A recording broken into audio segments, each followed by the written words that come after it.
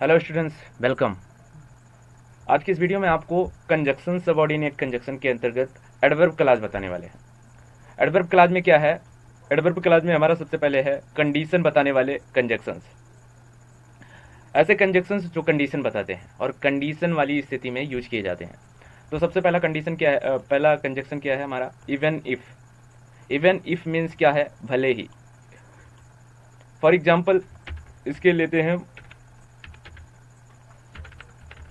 एक minute. For example अगर हम देखें कोई sentence, even even if you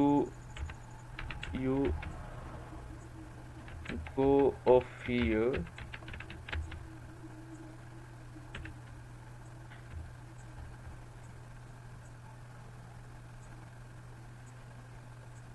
it will be better।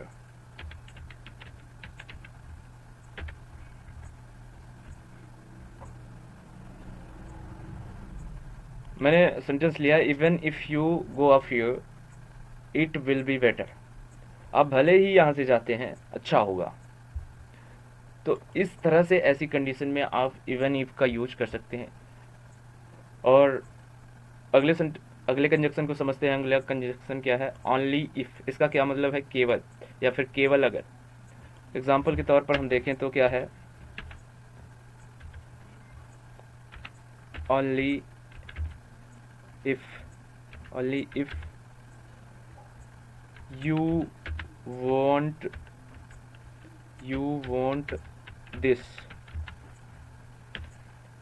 इसका क्या मतलब है? केवल आप ऐसा चाहते हैं, इसका ये मतलब है। तो ओनली इफ। और कंजक्शन के बारे में ये खास बात बताऊं, कंजक्शन जहां होते हैं वही यूज किए जाते हैं। और दूसरी खास बात ये है कि अगर कंजक्शन को हमने पहले यूज किया है तो दूसरे सेंटेंस को हम लिखें उससे पहले हमें कामा लिखना पड़ता है। जैसे कि इस वाले सेंटेंस में मैंने किया है, पहले मैंने कंजक्शन वाला सेंटेंस लिखा है, फिर उसके बाद कामा का यूज करके मैंने सेंटेंस को लिखा है।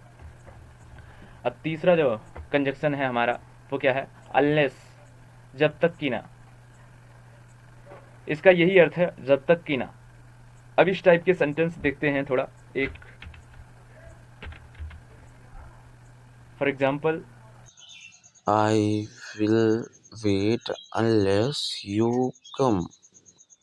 इसका ये मतलब है मैं इंतजार करूंगा जब तक कि तुम नहीं आते। अब अगला जो कंजक्शन है वो क्या है? इन केस, ऐसे में। तो इसका एग्जाम्पल देख लेते हैं।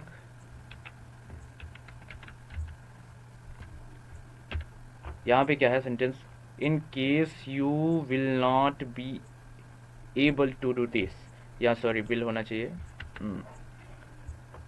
इसका ये मतलब है ऐसे में तुम ये करने के लायक नहीं होगे।